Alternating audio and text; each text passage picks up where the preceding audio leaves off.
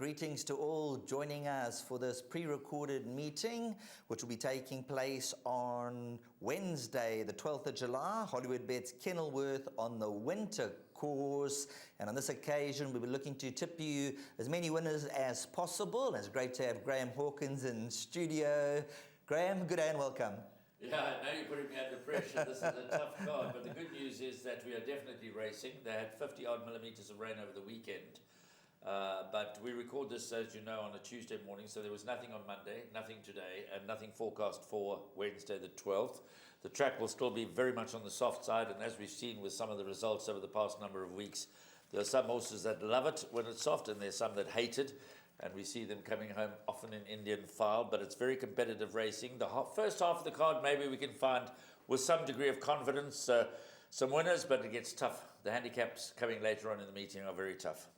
Right, let's get straight into the opener, which will not form part of the exotics, being a 9-race program. So race number 1, this is the race where we're going to look to get the money. Number 2, Call Me Getrix from the Candice Bass Robinson stable. This is an individual who opened up around 22 to 10, has shortened down 16 to 10. Now, Graham, when you look at that third to Baltic Secret, Flying V's come out to win 2, Beach Bomb, Bavarian Beauty, and the last run there's been a winner from there. Yeah, Call Me Getrix's form is very, very strong. Even the last run, the one runner that is a winner was the stable companion Kamikaze that came out to win just the other day. So both form lines have been very strongly franked. She's raced on the soft tracks both times. She's gone from 1,000 metres to 1,200 metres in her first 2 starts. I think she's going to love going around the turn and over 1,400 metres. For me, the early betting was 22 to 10. I thought that was very good value. I had a bit of a strike myself. I do think that Call Me Getrix is one of the better bets on the card. I'd be disappointed if she gets beat. Of course, it's not a one-horse race. Justin Snaith has got Red Moon Rising and Gimme the Limelight, both of which have pretty decent form. And then Candice Bass Robinson also saddles Rainbow Lorikeet, the stable companion to number 2, Call Me Getrix. But I really am quite strong on Call Me Getrix. I think the form lines have stood up well. Elder DeMeo rides from a neat draw. The 1,400 will suit, and I'm expecting that to win. There we go. Head on in the first race. Number 2, Call Me Getrix. Get your money for the exotics in race number 1. On to race number 2, which is due off at 12:30. This will be the opening leg of the Bipot, and Graham has gone with the banker in the form of number 7, Harayaku. And Graham, you were telling me off air, opened up around 11 to 10 in some platforms? Yeah, earlier in the week, 11 to 10, they were bowled over. Best on offer now is about 6 to 10, and I'm not surprised.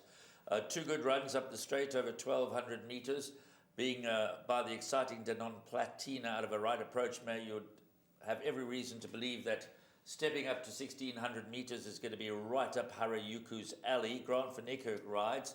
Interesting that Richard Fourier's got the ride on Pompey Warning for pit stain from the pole position draw, but Pompey Warning doesn't have much to recommend him. Ozark does represent a serious threat to number 7, Harayuku. I'm confident that Harayuku is a bipod banker.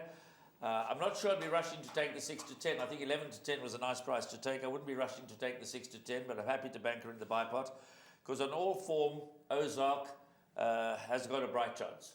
Yes, number 3, Ozark. If you pull up that penultimate run when finishing 3rd to Monumental, there's been 4 winners from that form line, including Zil Morris. And Graham, if you look at number 7, finished 2.55 lengths behind Zil Morris, and there's only a half a length between that and Zil Morris, so they could be the exacta to play. Looks like the natural exacta. Of course, Harayuku was behind Zil Morris. That was over 1,200 metres. I am expecting much more improvement from Harayuku over the mile. So I'm expecting Harayuku to win. The betting suggests there's a lot of confidence around, but Ozark is very much alive. And then number 2, Renowned, possibly for one of the minor placings. That'll take us on to race number 3, which will be the opening leg of the place accumulator. And just looking at the anti-post betting, number 3, Jury Duty. That trades at 18 to 10. Number 4, Seeking Peace, is at around 2 to 1. And these 2 horses, they seem to set the standard as far as the betting goes, Graham? Jury Duty's been quite a revelation this season. She's very game, she's very consistent. She's ideally course and distance suited. She came alive as a 5-year-old, but she hasn't run for a while. and could be in need of a run. Mike Stewart trains his horses on the beach at Noordhoek. They could have the edge in the fitness department. I went for Seeking Peace last time at a big price. Didn't really disappoint me, ran second to Flying V. Obviously, when you go for them at a big price, albeit that you're backing them each way, you like them to win. But Seeking Peace ran well. I'm expecting her to build on that performance. Richard Faree takes the ride. So Seeking Peace, I'm expecting to be very competitive. And Cholum's Delight, I'm not quite sure how you pronounce that. Cholum's Delight, number 1, I give a bit of a chance to as well. So numbers 1, 3, and 4 for me in the second leg of the bipod and the first leg of the place accumulator. Marginally in the camp of Seeking Peace, but of course Jury Duty wouldn't be winning out of turn. And then just a 50-1 shot I want to throw into the quartets at a second glance, number 8, Louis Diamond. So if you're looking for a 50-1 for the quartets, number 8, Louis Diamond. Let's hit race number 4 as we move on to the 1,200-meter sprint, where number 11, Among the Clouds, will be a popular selection. And Graham, when you look at number 11, Among the Clouds, a 2-year-old Lancaster bomber, penultimate run when finishing back in 4th position. There's been no less than 4 winners, and then a decent second to Born Ready last time out. Coming along the right way in a big way, number 11, Among the Clouds. Moderate debut in that Baltic Secret form line that you picked out earlier when we were chatting about Call Me Jetrix. Onisan, Born Ready, improved every outing. Goes 1,200 metres again. It is a maiden handicap, which is a bit of a concern, but she's a young, improving horse. She's the 2-year-old. The rest are well exposed. The principal threats will be Mike Stewart's 2 runners, number 6, Lady Renee, and 9, Look Forward. Grant van Niekerk has a pretty decent strike rate for Mike Stewart. So Look Forward is the second favourite at 4-1. But as I mentioned, later on in the card, there's some tough handicaps, so we've got to go a bit light early on. So I'm bankering number 11, Among the Clouds, in the third leg of the bipod. So I'm going banker 3 horses, banker, and then we're going to spread them out over the last couple of legs. And I'm pretty confident that the 2-year-old daughter of Lancaster Bomber, Among the Clouds, will get the job done. But she'll be kept honest. She'll be kept honest by the likes of Lady Renee and Look Forward, a few others as well. Number 2, Future Contract at 25-1 with just 53.5 on her back. You're touching on the Stewart horses. This could be the lurker. Well, it is a maiden handicap, so anything that's coming in off a lightweight, that's in a good space, that enjoys the track conditions, has got a chance of running into the money. And if you go back 3 runs, Future Contract was second to Love Rules. So certainly not totally formless, the 4-year-old daughter of Futura.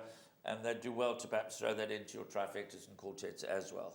So that is the opening leg of the pick 6 as we hop on to the bus for race number 5. Jackpot 1, leg 1.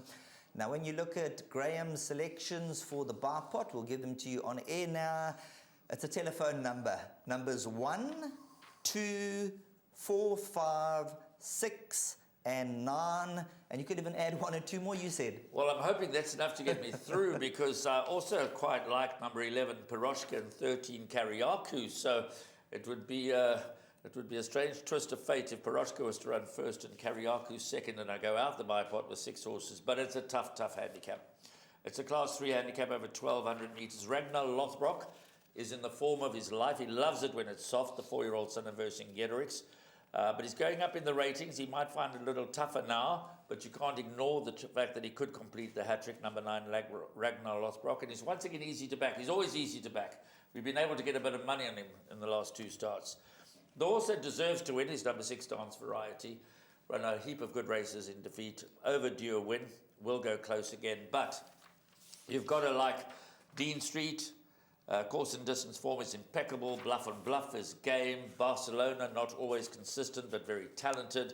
There's been some early support for Greg Enion's runner, Wyag. He could have a winner or 2 on the day. Wyag to be ridden by Grant van Niekerk. Won a few runs back and ran second to Velskun. Last 2 runs indifferent. He's not the most genuine around, but he also likes it soft, and Wyag could be a winner here. And like I said, Piroshka and Kariaku could get into the fray. So it's a wide open race. You've got to go very wide. I'm putting 5 horses into the bipod and 5 horses into the place accumulator. My marginal first choice would be Dance Variety. So there you have it. Throw a net over this field and hopefully you come through and you find the selections that are in the top 4, top 3 in the place accumulator. And as far as the bar pot goes, top 2. And if you find the winner, Good to you. Let's move on to race number 6, where this is over 1,200 meters. Just having a quick look at the anti-post betting. Number 4, Masked Vigilante, is 33 to 10. Number 9, Benjamin at 9 to 2. Cafe Culture number 2 is 5 to 1. And then they're betting 7 to 1 and better the rest. Number 12, Night Tiger, is at around 8 to 1. So let's start off with Night Tiger. Yeah, you can even get double figures on some exchanges, which is crazy because he's going for 3 in a row. And unlike Ragnar Lothbrok, he's not been overly punished by the handicapper. Went up from a 75 to a 78 for that first win, 78 to an 81 for his second win. So whereas Ragnar Lothbrok has got up 11 points, this is for 2 wins. This one's got up 6 points for 2 wins. And he gets on well with Mornay Vinar, who's ridden him to both his win and is in fact unbeaten on him. So number 12, Night Tiger's got to be on that short list. I've got a short list of 4 horses. We finally got our just rewards for following number 4, Masked Vigilante, last time out. And he could follow up, there's no doubt about that. Dance Variety he beat last time out, and also Night Tiger beat Dance Variety in its penultimate start. So if Dance Variety goes well in the previous race, enhances both the chances of number 4, Masked Vigilante, and number 12, Night Tiger. Candice Bass Robinson has got 2 big runners in the race, both with a chance, as Night Tiger we've mentioned, and 9, Benjamin, I think comes into play as well. Good enough form to win a race of this sort. On his very best form, he goes well over the course and distances.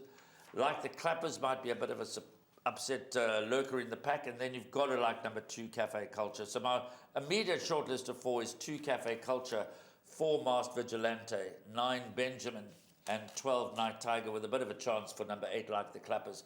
But let's see if Masked Vigilante can hold his form and go back to back. Well, last time out we caught him right, so let's see if we can do it again, and Masked Vigilante hopefully runs another honest race. Moving along to event number 7, due off at 15:30. This will be over 1,400 meters. Having a look at the anti-post betting, number 11, Kimberly O'Hara, is 2 to 1, and then numbers 7 and 6, Veronique and Paper Trail, are both shortened 5 to 1 down 4 to 1, and number 2, Keisha Raz, from 8 to 1 down 7 to 1. Graham, the Justin Snaith team seem to hold quite a strong hand here, and let's kick off with number 2. Yeah, Justin has got a good team of runners again. He has a chance in pretty much throughout the card. Q Shiraz should now be ready to run its best race. Very fit, had a break, obviously an injury-enforced break from December to the 1st of March. He's had those 3 runs. And from a good draw, Sean Veal takes the ride. I actually quite like Q Shiraz. I think nice each-way value at his current odds. He opened 9 to 1, then into 8 to 1, then into 7 to 1. So I'm not alone in thinking that number 2, Q Shiraz, there could be some value.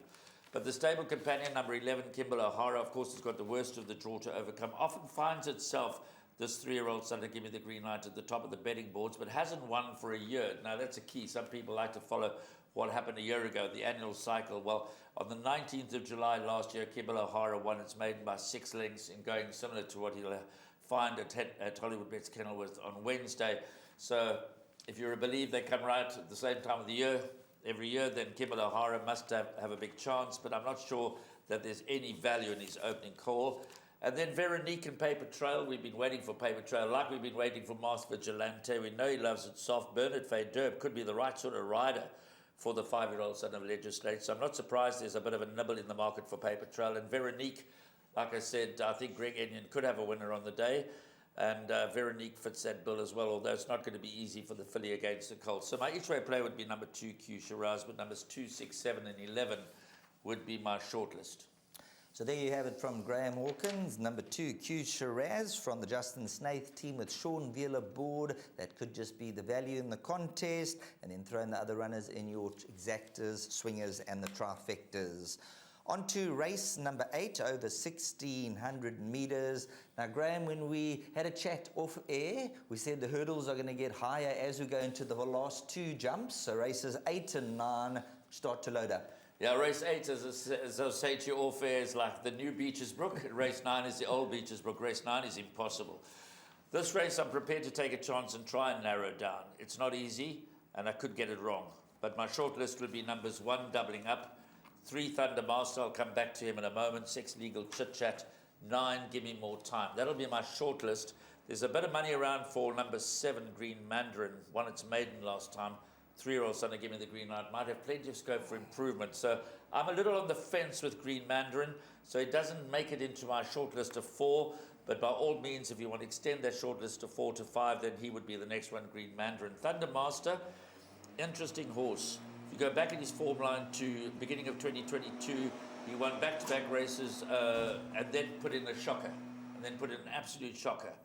And then more recently, he was in good form, and then last time ran a shocker. So I phoned Candice Bass-Robinson, and I asked if there's anything wrong with the 4-year-old son of Master of My Fate. She said, no, Graham, there's nothing wrong with him. He's working well. Every so often, he just takes no interest, just doesn't put in any effort whatsoever. Absolutely nothing wrong with him. So even though he's carrying top weight, he's got a good draw, he's working well at home. Ignore that last run. On his prior form, he's got a chance. So you have to include Thundermaster. So it's good to have in the stable that there was nothing wrong with him. But he's a moody sort of an individual, so you've got to take your chances with him, but rather just hedge your bets and throw him in. So doubling up, set to run a good race from the inside draw. So for me, as I've mentioned, my short list would be 1 doubling up, 3 Thundermaster, 6 Legal Chit Chat, and 9 Give Me More Time, who is stable companion to doubling up. But if you want to add Green Mandarin, do so by all means. And then number 5, To the Moon and Back, as we're discussing, a horse that I've been waiting for a long time. Well, you can keep waiting. I've given up. And a number of people have given up on him now. So To the Moon and Back, if you're going to stick with him and have one more go, that's up to you. You be the judge of that. Right, let's move on to the lucky last, as they call it, race number 9, which is the Hollywoodbets Bright Future Cape Sea Stakes, over 1,000 meters. And this is for horses with a net rating of 74 and below, where the best weighted column comes into effect. Number 8, Paolo Queen at 77, so the best weighted from number 3, Easy Money. 9, Tough Terrain at around 10 to 1, who I like as a little bit of an outsider. But race number 9 is definitely a field event. Absolute field event. I'm putting at least 5 or 6 into the last leg of the place accumulator, and it's a field race. It's interesting, the conditions favour the fillies. Easy Money, the 2-year-old daughter of Patala Palace, and number 8, Palo Queen, as you mentioned, they topped the best weighted columns. Palo Queen let me down really badly last time out. I fancied her and she ran a shocker. She can only improve. Easy Money, being the 2-year-old, might have the most scope for improvement because the rest of these are pretty limited. They're pretty well exposed. That Winter Pearl can be top of the boards is a clear indication of how bad the race is, because I'm not saying that Winter Pearl can't win the race, but he doesn't really have a favourite's form coming into the race.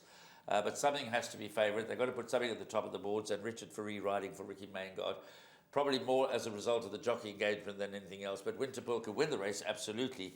But I'm going to include all of numbers: 1, Persistence; 2, Wordsworth; 4, Winter Pearl; 8, Palo Queen; and 10, Final Move, at the very least into my place accumulator. But the pick 6, you need the field. If pushed into a corner, number 2, Wordsworth, would be my first choice on an each-way basis. But I can see horses like Mr. Frosty, Rock on Tommy Bullet, any Tough Terrain that you've mentioned. Any of them can win a race like this. It's an absolute nightmare. There we go. So number 9, Tough Terrain, that's my roughie in the race, has dropped down from a 94 to a 75. And although in the best weighted column has a few lengths to find, but I think with the merit rating drop will be very competitive. And then Graham's been waiting for number 5, Mr. Frosty. And with the weather around lately, that could be the omen. Well, the omen weather-wise is Winter Pearl and Mr. Frosty. But Mr. Frosty, he's meant to run so many times in recent weeks, but every one of those meetings have been abandoned. So he actually hasn't seen a race course since the 14th of January. So just how fit he's going to strip, I'm not sure. But he loves it soft. He loves a minimum trip. And I wouldn't be surprised if at the bottom of the boards Mr. Frosty came and blew them all away. So yeah, it's that kind of a race. Well, thanks very much for being in studio again, and all the best for the punters out there. That's a look at the Hollywoodbets Kenilworth meeting. Best of luck, and let the horses do it for you on the racecourse.